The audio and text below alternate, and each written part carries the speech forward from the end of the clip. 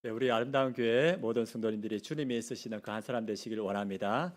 오늘 말씀은 성령의 파도를 타는 교회의 말씀으로 함께 은혜를 나누고자 합니다. 우리 성도님들께서 기도해 주셔서 이렇게 성지 순례 영성 수련회를 잘 다녀왔습니다. 잘 다녀왔는데 6박 9일 동안 이렇게 다녀왔는데 갈 때는 이제 발목도 아프고 했는데 우리 성도님들이 기도해 주셔가지고 발목이 하나도 안 아프더라고요. 그래서 하나도 안 아프고 정말 병원에 가서 진료까지 받았거든요. 그래가지고 그 초음파까지 찍고 이랬는데 가니까 하나도 안 아프고 그리고 날씨가 너무 좋고 근데 갔다 와서 몸살했습니다. 갔을 때는 이렇게 많은 길들을 걸어서 기도 덕분에 은혜 가운데 다녀왔고 그래서 지금 이제 많이 회복되어서 또 여러분하고 이렇게 은혜 시간 가지게 돼서 감사합니다. 수요일 때 좀 잠깐 이렇게 여행 일정에 대해서 나눴습니다. 그때 우리가 이 사도행전에 보면 사도 바울이 로마에 그렇게 가고 싶어 하지 않습니까? 그래서 저는 이제 사도 바울은 그때 걸어서 그 배를 타고 이렇게 갔는데 저희는 비행기 타고 로마에서부터 이렇게 일정을 시작했습니다. 그 로마에 가니까 바티칸 시티라고 바티칸 시국이라고 세계에서 가장 작은 나라 로마 안에 있지만 이탈리아에 있지만은 전혀 다른 나라가 하나 있더라고요. 거기 가 보니까 크기가 여의도의 20분의 1 작죠. 거기에 보면 이제 교황도 있고 그다음에 추기경 그다음에 주교 신부 수도자들이 있는데 그 나라의 인구수가 얼마 정도 되냐면 900명 정도 이렇게 됩니다. 그리고 900명이 그 나라를 이루고 있는데 그 안에 바티칸 박물관 그다음에 시스티나 성당 베드로 대성당이 있습니다. 아마 가보신 분도 계실 겁니다. 또 앞으로 이렇게 가실 분도 있는데 거기 가보니까 베드로 대성당의 규모가 어마어마하더라고요. 거기 가보니까 이 가로 길이가 220m 성당인데 가로 길이가 220m고 넓이가 150m 그리고 높이가 138m 이 정도 되더라고요. 그래서 규모가 세계에서 가장 큰 성당으로 지금 알려져 있습니다. 그리고 이제 거기에 보니까 이제 르네상스와 바로크 시대까지 120년 동안 이렇게 공사를 했다고 합니다. 그리고 이 하면서 이렇게 뛰어난 예술가들이 이 공사에 다 참여했는데 우리가 잘 알고 있는 라파엘로 미켈란젤로 그리고 브라만테 베르니 마데르노 같은 세계의 거장들이 이 공사에 다 참여했습니다. 그래서 저는 그런 게 궁금한 거예요. 도대체 얼마나 들었을까? 그 어마어마한 규모. 그래서 그 당시 돈으로 4,600만 두카트라고 하는데 우리가 잘 개념이 없지 않습니까? 그래서 알아보니까 적게는 그 성당 하나 짓는데 15조가 들었다 합니다. 예, 15조. 그래 보통 15조보다 더 들었을 거다. 한 30조 정도 들었을 것이다. 이렇게 성당 하나 짓는데 그래서 그때 1500년대 이 성당을 이렇게 지었는데 와, 그 15조는 30조? 예, 적어도 그 돈을 어떻게 마련했을까? 그래서 천주교에서 뭘 팔기 시작했냐면 돈이 없으니까 면죄부를 팔기 시작했습니다. 그래서 면죄부를 팔아서 이 표를 사면 그 연옥에 있던 여러분들의 가족들이 천국에 가게 된다. 이 돈이 헌금함에 떨어지는 순간 여러분들의 가족들이 천국을 가게 된다. 그러니까 수많은 사람들이 그것들을 샀습니다. 근데 마르틴 루터가 자기 교구에 있던 이렇게 성도들이 그 면죄부를 사러 가는 거예요. 그러니까 이것을 참을 수가 없어서 마르틴 루터가 비텐베르크 그 교회 성문에다가 95개조 방방문을 이렇게 딱 붙였습니다. 그 천주교 교황과 그 위엄과 권위가 그 어마어마한 그때 한 사람이 그 비텐베르크 그 성문에다가 95개의 방방문을 붙였는데 그 내용이 면죄부는 성경의 뜻이 아니다. 그걸 비판하고 면죄부를 판별하면 우리가 구원받기 위해서는 진정한 회개가 있어야 되는데 면죄부를 팔면 진정한 회개가 있을 수 없다. 이것은 성경이지 않고 교황의 권위가 한계가 있다. 교황이 어떻게 우리 죄를 용서해 줄 수 있냐? 이거는 성경적이지 않다. 그리고 성경 중심의 신앙을 세워야 된다. 그래가지고 95개조를 붙였습니다. 그게 알려지니까 교황이 바로 이 마틴 루터의 신부죽을 파면시켰습니다. 그리고 그 시대의 권력을 그 세계를 다스리고 있던 신성 로마 제국 카를 5세가 그 루터에게 그 주장을 철회하라. 이게 권력을 가지고 이렇게 말했죠. 그런데 마틴 루터가 철회할 수 없다고 하니까 그 루터가 보름서 회의에 나오라. 이렇게 우리 조문에 맡은 카를 5세가 불렀습니다. 얼마 그 전에 무슨 일이 있었냐면 얀 후서라는 사람이 종교개혁을 일으켰는데 그 종교개혁을 일으켜서 결국은 잡혀서 화형을 당했거든요. 그래서 보름서 회의에 나오라 했을 때 마틴 루터가 가면 뭐가 될 가능성이 있습니까? 화형당할 가능성이 있는데 마르틴 루터는 그 자리에 갑니다. 그 보름수회에 누가 참여했었냐면 이 카를 5세 황제가 그 자리에 왔었고, 그 다음에 교황이 보냈던 많은 교황 사절단들이 그 자리에, 이 회의 자리에 있었습니다. 그리고 이 카를 5세의 신문관인 요한 에크라는 사람이 그 마르틴 루터에게 너의 주장을 철회하라 이렇게 말했습니다. 그러니까 그 권력과 그 많은 힘으로 이렇게 몰아붙일 때 이 마르틴 루터가 그 자리에서 이 앞에 서서 뭐라 말하냐면 성경의 증거로 반박되지 않는 한 철회할 수 없습니다. 이렇게 하면서 한 문장을 말했습니다. 뭐라 했냐면 Here I stand, I can do not other.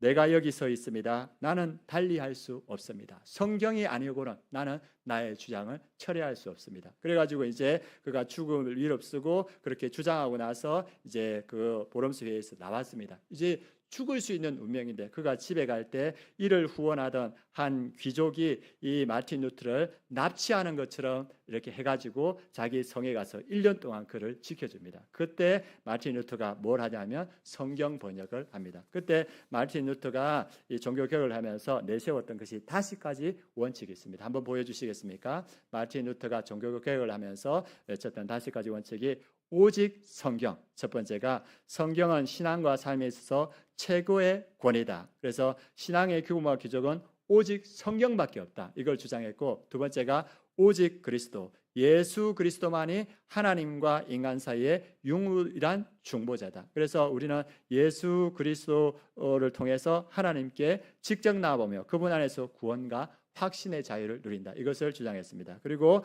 세 번째가 오직 은혜, 구원의 인간의 자격이나 조건이 아니라 전적으로 하나님의 은혜로 주어지는 것이다. 이걸 주장했습니다. 그리고 오직 믿음, 인간의 행위나 공로가 아니라 예수 그리스도를 믿는 믿음으로 얻게 된다. 그때 가톨릭은 무엇을 주장했냐 하면 믿음과 행위가 있어야 구원받을 수 있다. 이렇게 가톨릭은 주장했는데 마르틴 루터는 아니다. 오직 믿음으로 구원받을 수 있다. 그리고 마지막으로 오직 하나님께 영광.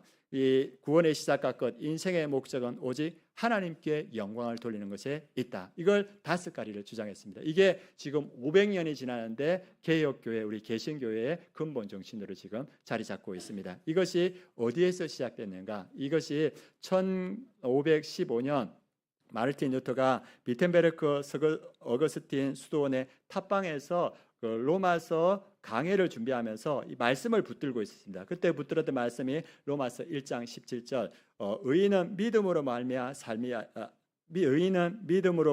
살리라. 이 말씀을 붙들고 있었는데 이 말씀을 붙들고 묵상할 때 성령님께서 그에게 조명해 주신 거예요. 그래서 그가 생각할 때 하나님의 의는 우리 한 사람 한 사람에게 하나님의 의를 대어서 우리를 심판하기 위한 것이라고 생각했는데 이 성령이 그에게 조명하니까 이 하나님의 의가 복음을 우리에게 주신 은혜다. 믿음으로 우리에게 주신 은혜로 우리는 구원받는다. 그것을 성령을 통해서 깨닫게 되었습니다. 그래서 마르틴 루터에게 확신을 주었습니다. 이것은 아니다. 그래가지고 1517년 그가 95개조 방방문을 붙였고, 그리고 이제 그 종교 개혁이 성령의 파도를 타기 시작했습니다. 그는 이 95개조 방방문을 붙이고 종교 개혁을 일으키면 어떤 일이 일어날지 그는 몰랐습니다. 그런데 마르틴 루터가 종교 개혁을 시작하자 어떤 일이 일어나면 칼뱅 아시죠? 칼뱅이 일어나기 시작하고 쯔빙글리가 일어나기 시작하고, 그리고 그때 성경이 각 모국어로 번역되기 시작합니다. 그러면서 성경이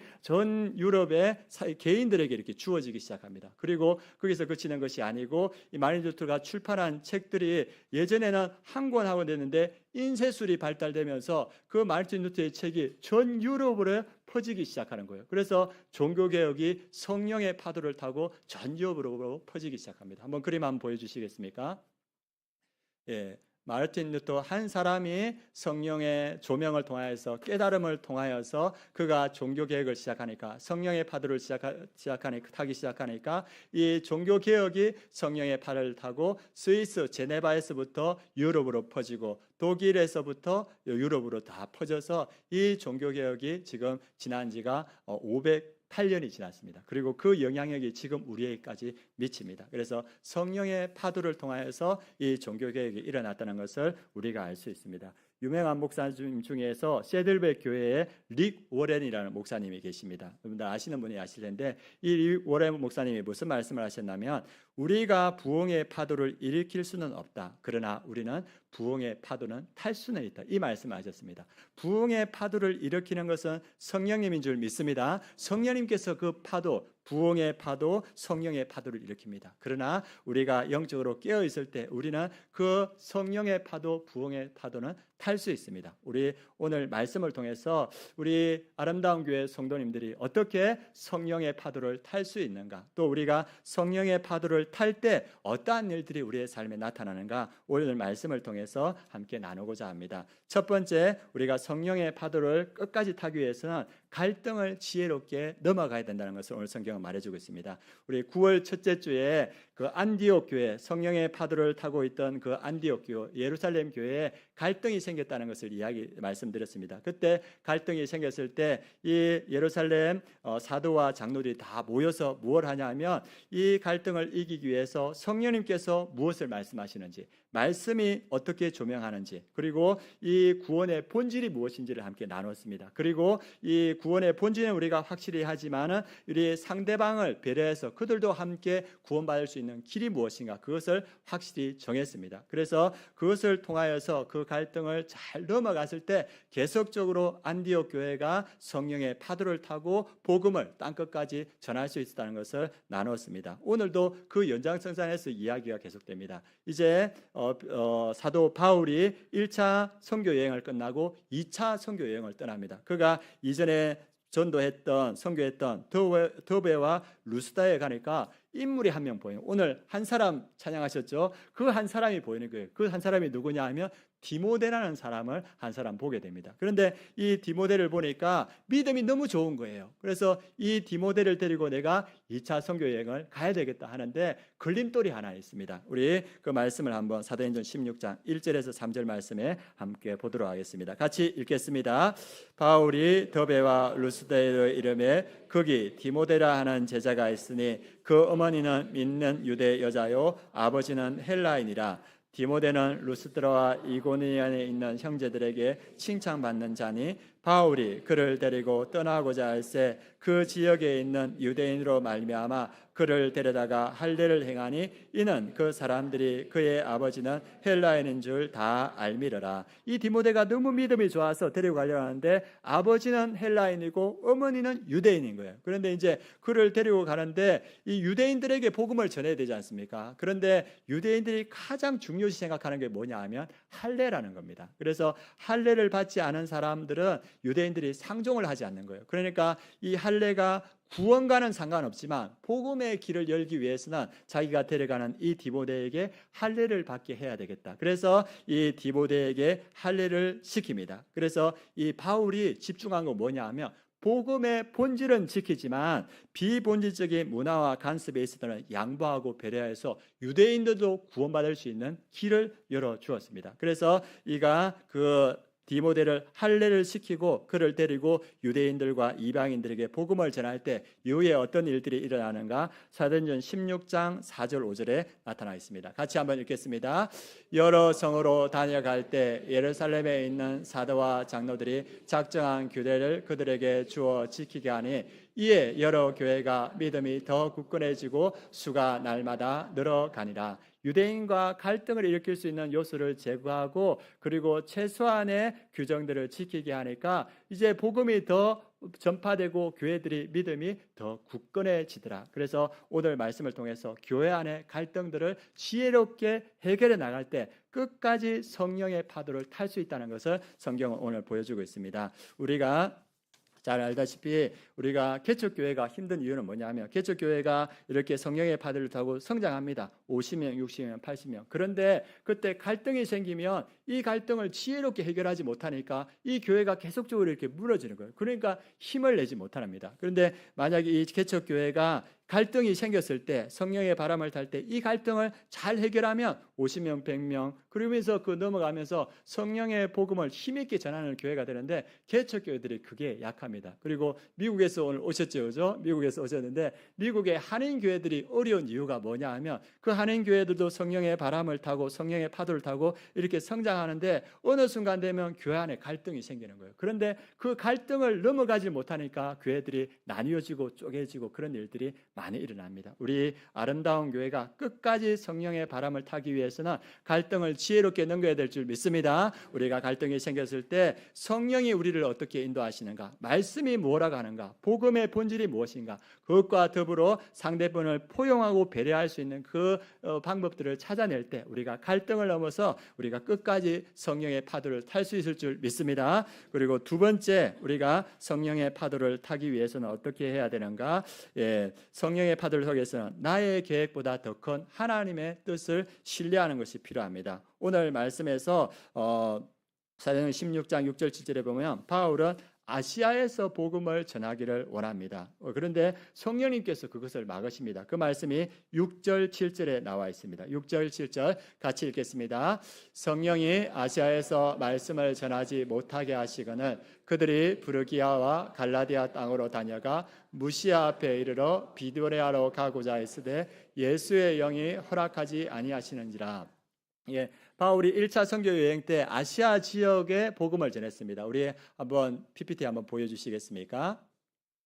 바울이 보면 이고니온과 더베와 이 갈라디아 지역에 복음을 전했고 2차 선교 여행을 나갔을 때도 이 지역에 갈라디아 지역과 아시아 보이죠? 이 지역 에베소 이 지역에 복음을 전하고 싶었는데 성령이 복음을 못 전하게 하는 거예요. 그래서 이 지역에 계속 갈 때 여기에 보면 이 지역에서 한 사람도 구원했다 그 말씀이 없거든요. 왜? 성령이 그들을 계속적으로 막는 겁니다. 바울이 왜 아시아 지역에서 복음을 전하려고 했느냐면 바울의 생각에는 자기가 이 아시아 지역의 복음을 이루어야 되겠다. 특별히 이 에베소란 지역이 로마의 속주였는데 교통과 정치와 경제의 요청 지역이었기 때문에 이곳에 복음을 전하면 아시아 지역의 복음이 확실히 이루어질 것이다. 이걸 생각했습니다. 그리고 자기가 이오니온 더베의 교회를 세워두었기 때문에 그곳에서 지원을 받을 수 있다는 그러한 계산도 있었던 것 같습니다. 그리고 바울의 선교 전략이 뭐냐면 이고니온 더베 이곳을 전도를 했기 때문에 이제 그 옆에 에베소와 그 지역을 차근차근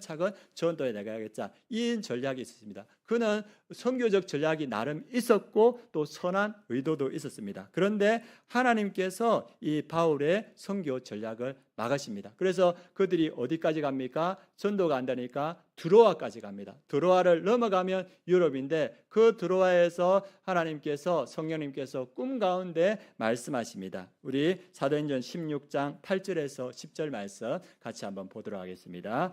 사도행전 16장 8절에서 10절 같이 읽겠습니다. 무시아를 지나 드로아로 내려갔는데 밤에 환상이 바울에게 보이니 마게도냐 사람 하나가 서서 그에게 청하여 이르되 마게도냐로 건너와서 우리를 도우라 하거늘 바울이 그 환상을 보았을 때 우리가 곧 마게도냐로 떠나기로 힘쓰니 이는 하나님이 저 사람들에게 복음을 전하라고 우리를 부르신 줄로 인정함일러라. 바울이 복음을 전했던 이고니아 더베 그리고 그 지역의 아시아 지역에 많은 본부와 같은 베이스 캠프와 같은 교회들이 있었습니다. 그런데 하나님은 그 지역의 지역을 복음을 전하지 말고 아무 연고도 없고 도울 것도 없는 이 마게도냐 유럽으로 건너가라고 합니다. 그래서 바울은 하나님의 뜻으로 생각하고 유럽으로 마게도냐와 빌립보로 갑니다. 하나님께서 왜 아시아에서 더 효율적으로 복음을 전하게 하지 않고 아무 연고도 없는 이 마게도냐, 빌립보, 유럽으로 가게 하셨는가? 하나님께서 그걸 하나님 성경에 보면 이 빌립보, 데살로니가, 고린도, 아테네는 헬라, 로마 세계의 중심지였습니다. 그 지역에는 뭐가 뚫려 있냐면 로마의 도로가 이게 뚫려 있습니다. 고속도로 같은 로마에 포장된 도로가 얼마나 되냐면 8만 킬로 정도 됩니다. 8만 킬로면 우리가 지구 한 바퀴 돌면 얼마 됩니까? 우리가 안 돌아봐서 모르시죠? 한 바퀴 돌면 4만 킬로예요. 그런데 로마가 뚫어놓은 포장된 도로가 8만 킬로인 거예요. 그러니까 그 도로가 어디에 빌립보에서부터 데살로니가 그리고 베레아 그리고 고린도까지 하이웨이처럼 이렇게 뚫려져 있는 거예요. 그래서 바울이 생각지도 못했는데 그들이 복음을 전하면서 그 하이웨이 같은 고속도로를 통하여서 복음을 전하고 이 빌립보는 어떠한 지역이냐 하면 이 지역에 로마 헬라 문화의 정치, 경제 그리고 상업의 요충지였습니다. 그러니까 이곳에 복음이 떨어지면 이것이 급속도로 로마 전역으로 퍼질 수 있는 겁니다. 그래서 이 바울이 생각할 때는 자기는 아시아만 생각했습니다. 이 아시아의 복음을 전해요. 그런데 하나님의 계획은 뭐냐 하면 이 아시아를 넘어서 세계 전역에 로마 전역에 그 교통망을 통하여서 복음이 전파되기를 원하셨습니다. 그래서 하나님은 우리 눈에 당장 보이는 기회보다 더 큰 구속사적인 그런 계획을 가지고 계신다는 것을 보여주고 있습니다. 성령님께서 우리를 인도하십니다. 우리 한 사람 한 사람을 성령님께서 친히 인도하십니다. 그런데 우리가 고집이 세요. 우리가 고집이 세서 우리는 막혀있는 문을 열려고 아등바등할 때가 많고 그 막혀있는 문을 열려고 에너지를 다 소모할 때가 너무나 많습니다.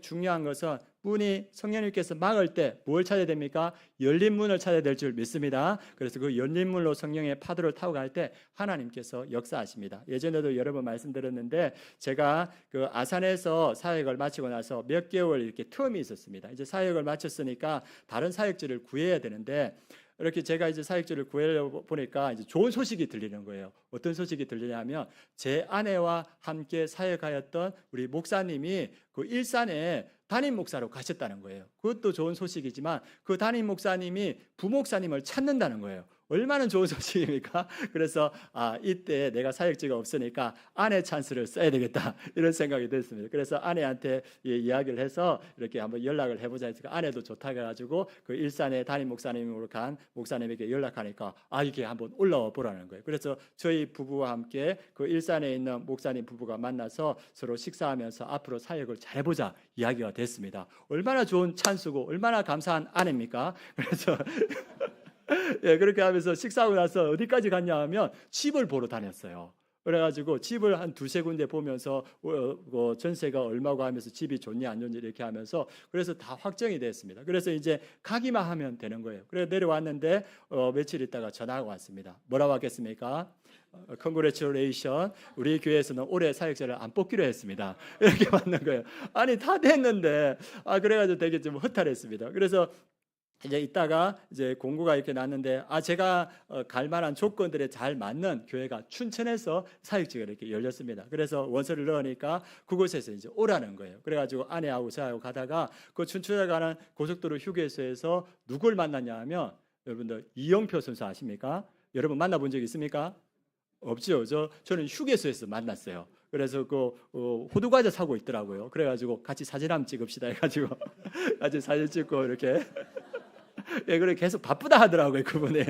그래 이게 보다 바쁩니까 해가지고 사진을 그걸 살짝 찍었습니다. 그래서 찍고 아주 뭡니까 댄디하게 입으셨더라고요. 그래서 이제 찍고 이제 추천 교회로 이렇게 가는데 이건 하나님께서 좋은 일이 있을 거라는 그러한 것으로 주시는 것 같다 이렇게 이야기하면서 만나기 쉽지 않은 길이지 않습니까? 그래가지고 그 춘천 교회 가니까 그 목사님 사모님과 청빙위원회가 다 기다리고 있더라고. 그래서 만나서 너무 좋다 우리 같이 사역하자 이렇게 된 거예요. 그래가지고 점심 식사는 그 교회 성도님이 하는 춘천 닭갈비 집에 갔습니다. 그래서 원조 춘천 닭갈비를 아주 맛있게 먹고 그래 사역하자 이렇게 이제 결정하고 내려왔습니다. 그리고 며칠 뒤에 제가 타이어 갈고 있는데 전화가 왔어요. 뭐라고 하겠습니까? 올해 우리 교회 재정이 없어서 사역자를 못 보게 됐습니다. 이렇게 연락이 왔어요. 그래가지고 이 사역자가 이렇게 제가 의도했던 것 또 계획했던 것들이 다 어그러졌어요. 그런데 이렇게 우연찮게 함께하는 교회 그게 이제 면접을 보러 가게 됐습니다. 그 교회 갔는데 그 교회 가서 면접을 보고 담임 목사님이 당장 이번 주부터 출근하라는 거예요. 그래 너무 빠른 거 아닙니까? 이렇게. 예, 그런데 거기 가서 이제 사역을 했는데 그 교회가 생각보다 큰 규모의 교회였습니다. 그래서 제가 의도하지 않았는데 열린 문으로 들어갔는데 그 교회에서 저에게 장영 목장을 맡기고 장정 목장을 전체 다 하게 하고 또 선임 부목사로 이렇게 섬기게 됐습니다. 그러면서 그 교회에서 이제 사역을 해 나갔는데 그때 담임 목사님이 그 총회장 1년 하시고 부총회장 2년 하면서 3년을 총회 일을 하셨고 그래서 선임 부목사니까 많은 일을 제가 감당하게 되었고 그 사이에 또 이렇게 교회 건축을 2년 동안 이렇게 했습니다. 교회 건축을 하고 그리고 그 사이에 뭐가 왔습니까?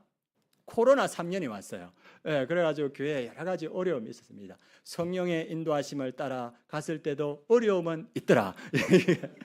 예, 그런데 그 안에서 사람을 어떻게 세워가야 되는지 배웠고 목회가 어떤 것이라는 것을 배웠습니다. 그래서 제가 의도했고 계획했던 것들은 다 막혔지만 성령님께서 열어주시는 곳으로 갔던데 그곳에 하나님께서 예비하신 사람이 있었고 예비하신 환경이 있었습니다. 그곳에서 이제 사역이 많다 보니까 사역을 하는데 이 성경을 읽을 시간이 없는 거예요. 목회자가 성경을 봐야 되는데 그래서 제가 한 2년 사역하면서 이러면 안 되겠다. 그래서 출근하고 나면 매일 이렇게 성경을 5장씩 이렇게 읽었습니다. 우리 보니까 이렇게 주 3, 그다음 뭡니까?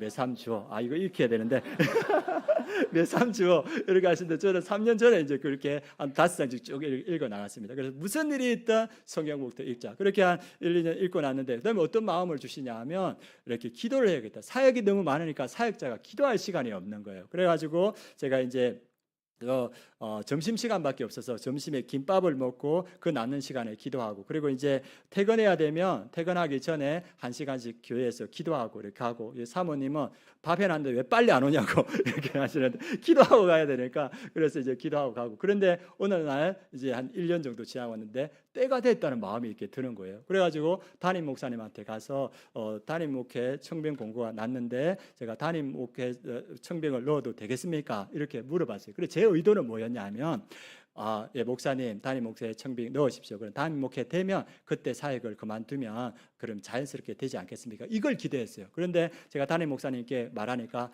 네 알겠습니다. 사역 이때까지 그만두세요. 딱 이렇게 이야기하는 거예요. 그래서 사역을 이제 담임 목회 가기도 전에 사역을 마무리하게 된 거예요. 그런데 이제 원서를 냈던 곳이 어디냐면 부산이었습니다. 그래 부산에 갈 때 저도 좋겠다 이렇게 하고 아내도 좋겠다. 그래 마음이 아파요. 같이 이렇게 갔는데 그거는 제가 들어갈 수 없는 곳이었습니다.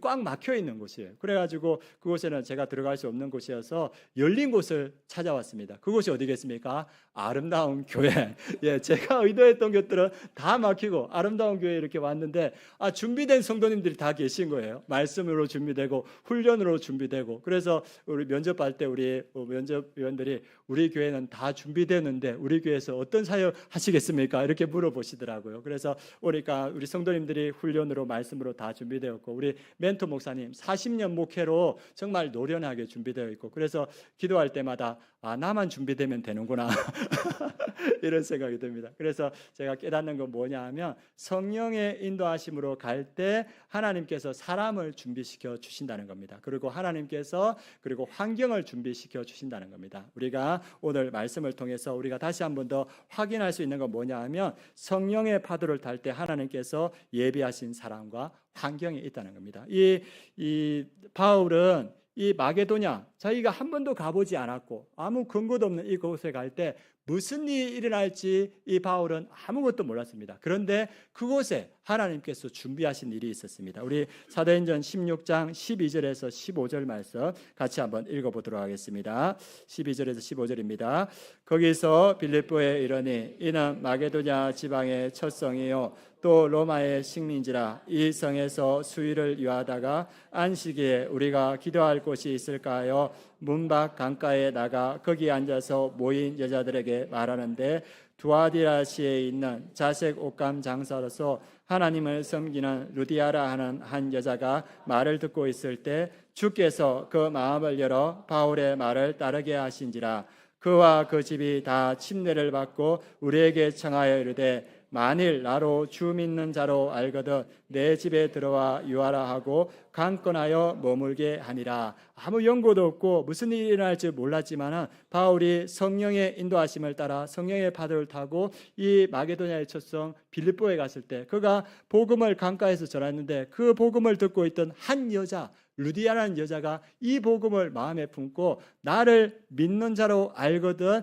우리 집에서 거하라. 관건했다. 우리 집에 안 오면 안 된다. 그래서 이 바울과 실라가 루디아의 집에 들어가게 되고 그 가정이 복음으로 구원받게 됩니다. 그리고 이 빌립보에서 또 한 가지 사건이 일어나는데 2000년 전이나 지금이나 똑같은 것 같습니다. 점치는 사람들, 무당들은 뭘 받아야 됩니까?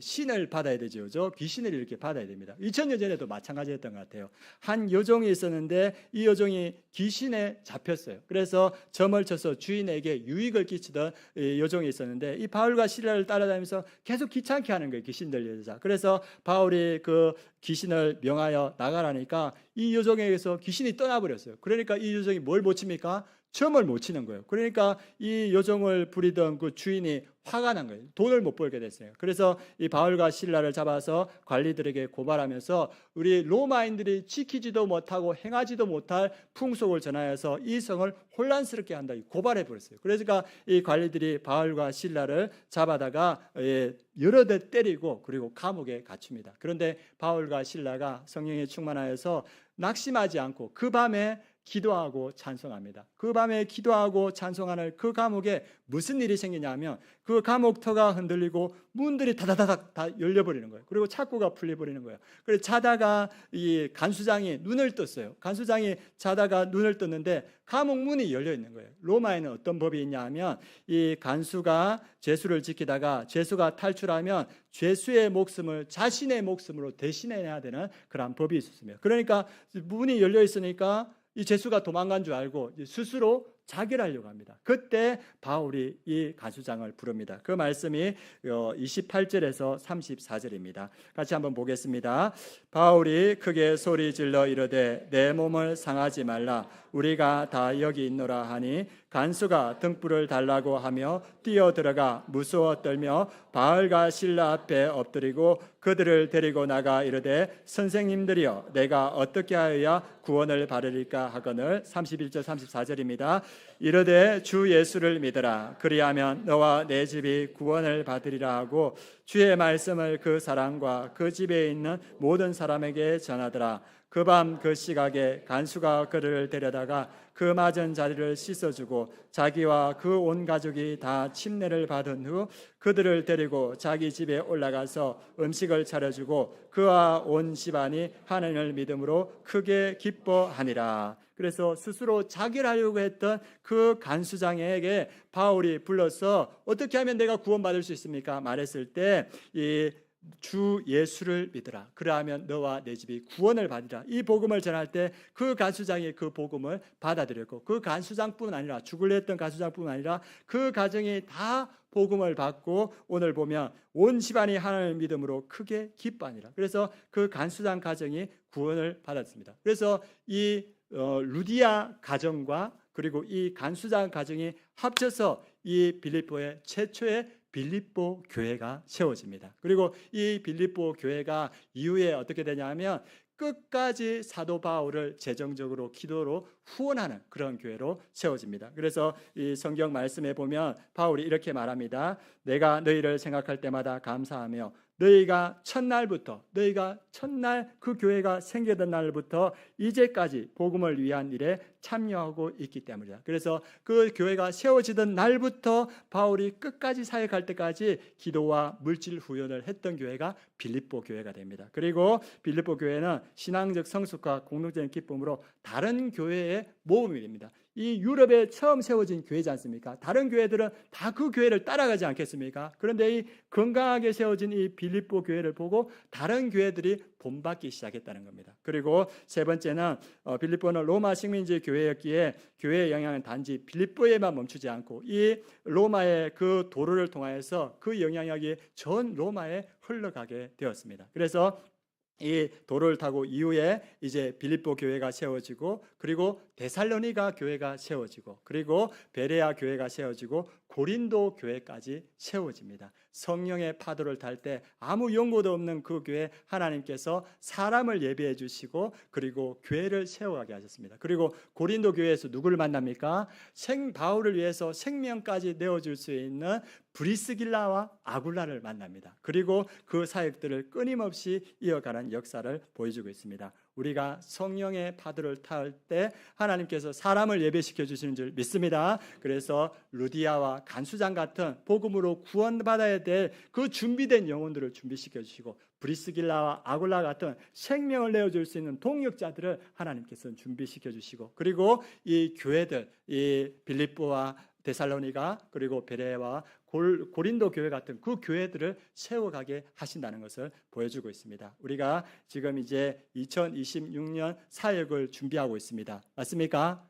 저만 준비하고 있나요? 예, 이제 사역을 이제 신청을 받을 겁니다. 여러분들이 성령의 부르심에 응답하여서 여러분들이 사역에 나아갈 때, 성령의 파도를 타고 사역에 나아갈 때 하나님께서 사람을 준비시켜 주실 줄 믿습니다. 여러분들 뒤에 통해서 사람이 세워지고 동역자들이 세워지고 교회가 든든히 세워질 줄 믿습니다. 그리고 2026년도에는 많은 목자들이 필요합니다. 하나님께서 우리 목자들로 우리 성도님들이 부를 때 그 성령의 부르심에, 그 성령의 파도에 올라설 때 하나님께서 루디아와 간수장 같은 가정을 우리 목자들 통해서 구원하여 주실 줄 믿습니다. 그리고 그 목자가 나아가는 그 목장에 브리스길라와 아골라 같이 생명을 내어두고 함께 동역하는 동역자가 세워질 줄 믿습니다. 그리고 교회가 세워듯이 이 가정교회가 우리 목자들을 통해서 든든히 세워질 거라 생각합니다. 그래서 우리가 기억해야 될 건 뭐냐 하면 이 목장 사역은 내가 하는 것이 아니고 누가 하는 것입니까? 성령님이 하시는 것인 줄 믿습니다. 우리 성령님께서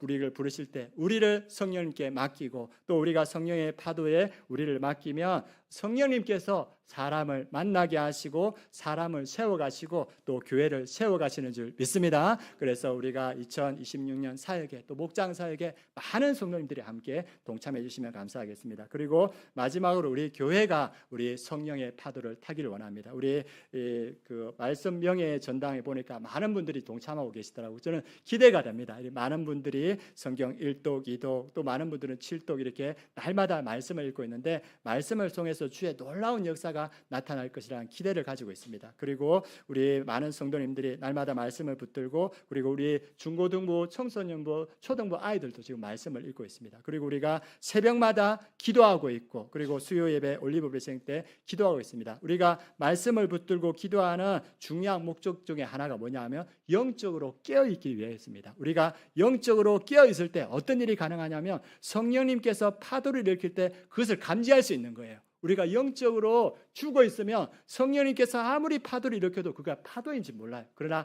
우리가 말씀 가운데 기도하는데 깨어 있으면 영적으로 예민해져 있으면 성령님께서 파도를 일으킬 때 성령님이 일으키는 파도를 알게 되고 그 파도를 담대하게 탈 수 있게 됩니다. 우리 아름다운 교회가 그 성령의 파도를 타길 원합니다. 우리 아름다운 교회가 그 성령의 파도를 탈 때 우리가 조금 전에 말했듯이 루디아와 간수장 같은 그 수많은 가정들을 구원하게 되고 브리스길라와 아굴라 같은 그러한 동역자들을 우리 교회가 세워가게 될 줄 믿습니다. 그리고 우리 교회가 이 바울과 실라가 이 빌립보 교회 그리고 데살로니가 교회, 베레아 교회, 고린도 교회를 세워가듯이 우리 아름다운 교회도 그 교회를 세워갈 줄 믿습니다. 이것이 우리 하나님께서 우리 아름다운 교회에 주신 꿈과 비전인 줄 믿습니다. 우리가 하나님께서 우리 아름다운 교회에 주신 꿈과 비전을 어떻게 이루어갈 수 있는가? 성령의 파도를 탈 때 그것이 가능할 줄 믿습니다. 그래서 이 은혜와 축복이 우리 성도님들에게 충만하길 축원합니다. 그래서 우리가 이 시간 찬양을 할 텐데 하나님 우리 아름다운 교회가 성령의 파도를 타게 하여 주시옵소서. 우리 성령의 파도를 타고 우리 아름다운 교회가 일어나게 하여 주옵소서. 우리 함께 찬양하시겠습니다.